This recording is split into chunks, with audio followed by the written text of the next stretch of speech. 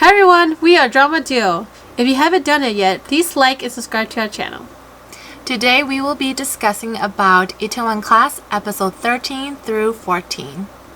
In episode 13, Yoon-yi announces on the show that she is a transgender, and she also ends up winning the Best Pub Show. Later on, Tony's grandmother is an investor for Siri-Yi's company. Not only does Siri want to expand his business nationwide, he also wants to do it worldwide as well. He wants to start opening his pub in China as well. Then there is a 4-year time jump, and lots of things have changed. So IC has become a large, successful business, and all the Dangbang crew are now executives at IC. Iseo has long hair now. Hyun-yi has longer hair. Still kind of short, but longer than her Usual hair. her usual hair. And yeah, they're all successful now. They're like the higher ups. Yeah, they're all executives, and it's cool to see them all rich and fancy. I just want to talk about Hyun-yi. Hyun-yi, about her appearance in like the time jump. I didn't like how they have her short hair because the wig that they give her looked really shitty to me. Yeah, Made her look ugly. Like, yeah, I don't know why they picked that hair cover. It looked like an old lady's haircut. yeah, like she looked when they had her at the club with the long hair. That was better. Yeah. Like they should have stick with that. I'm kind of upset about that because I'm like, why you guys make her look ugly? I mean, I know she's not the main character, but like she's part of that group, so make I her know. look better. I don't know if they were too. trying to make her look older. Maybe that's why they gave her such a ugly hair. but still, But yeah, there's okay style for better hairstyles to give her. You know, I feel like just shitty. I know she got her whatever, like designer. No, Wardrobe her person, whatever. whatever who was helping her Stylist. out. Yeah, stylist for that drama did not do a good job. No. Very disappointed. Something shockingly happens, and that is Gu-won gets released out of jail early for good behavior. Hojin actually runs into Gun-won in the street, and he was actually very shocked at finally meeting his bully, his nemesis again after all these years.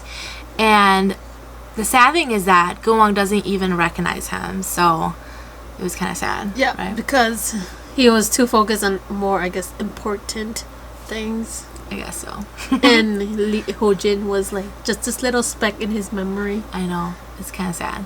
Even though, like, in Hyojin's life, you know, Gun-won was like someone who like traumatized him. Yeah.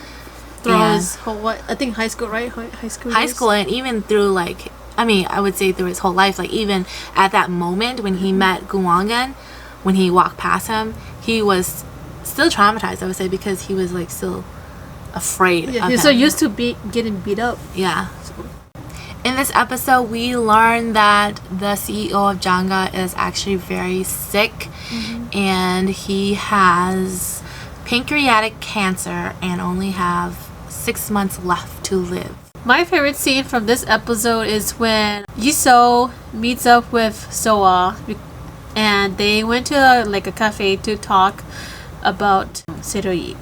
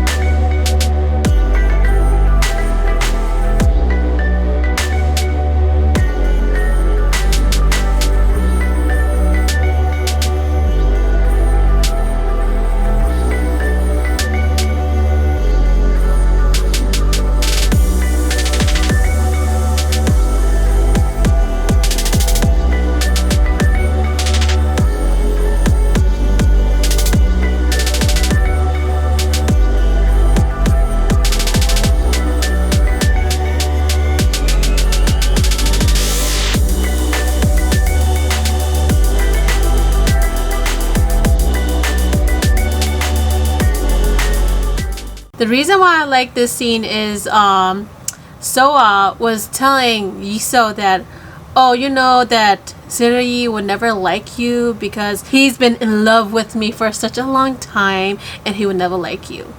And you know, freaking Yiso like actually like bitch slap with words to use to Soa. Bitch slap with words. Yeah, seeing that she has done more than Soa, because all Soa did was like freaking work on Jonga and like kind of support ish on the sidelines and not really doing anything for Seruyi. Dude, she did not support him at all, I'm saying. Like you can see that Yiso, she's done like she devoted her life and done everything to Seruyi. So then, you know, she just like, yeah, well, you know, I've been with him this whole time and sooner or later he's gonna like me and stuff like that. And you know, at that moment you can see that Soa is actually kind of scared. She's like, oh shit, that is true. I haven't done anything for Seruyi, so he might just leave my ass.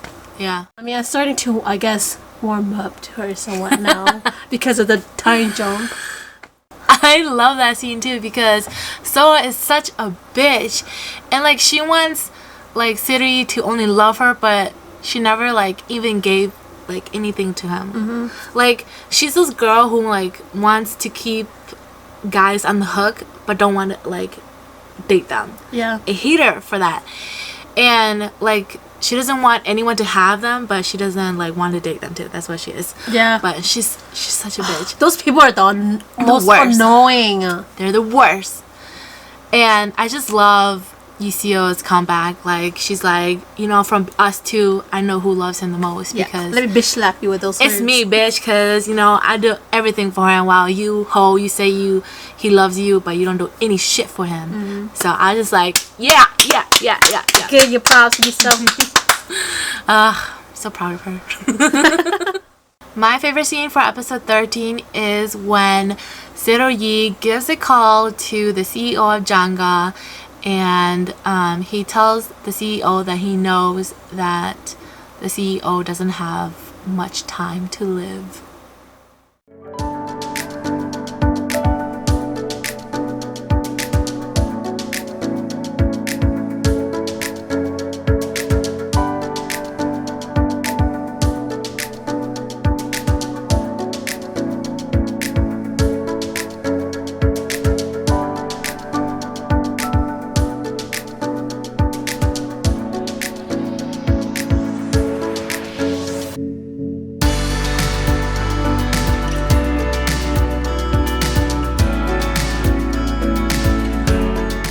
The reason why I love this scene so much is because Seruyi tells the freaking CEO, bitch, I know you're dying, but don't fucking die yet, because it'll be too fucking easy for you to die from cancer, right? Yeah, and it's like everything he did is not worth it. Yeah.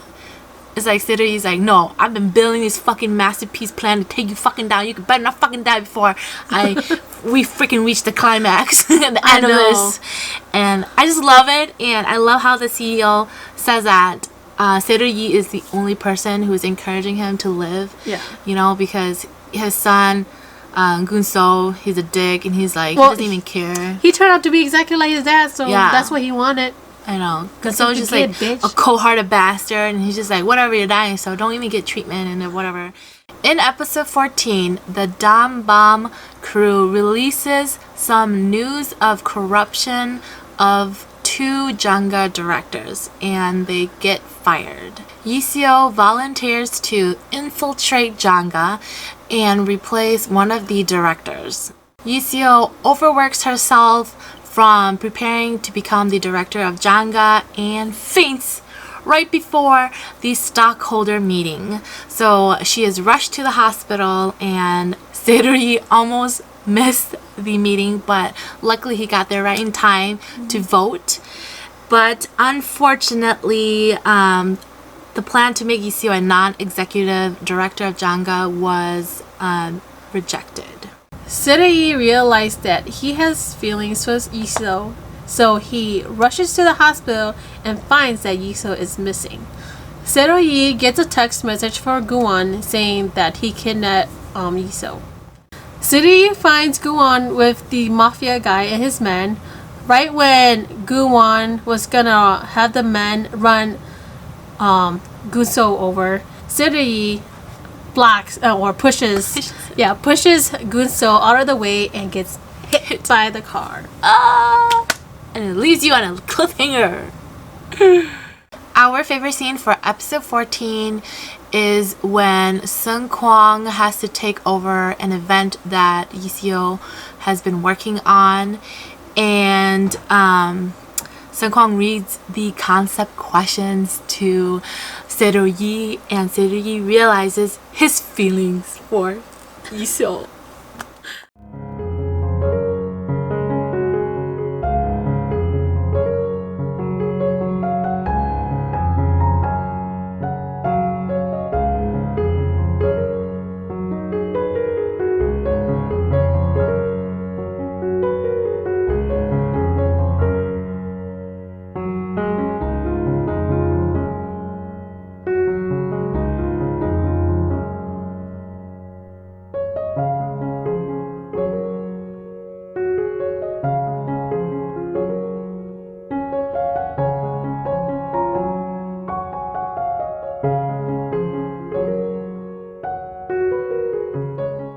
I love this scene so much because this is the moment when Seroyi realizes that he's in love with her.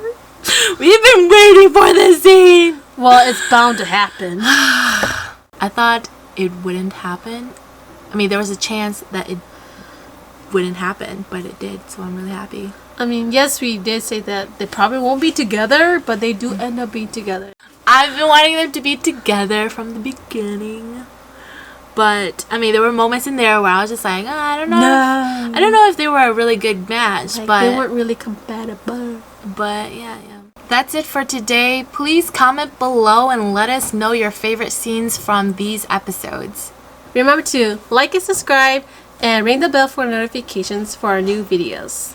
Thank you for watching. Bye! Bye.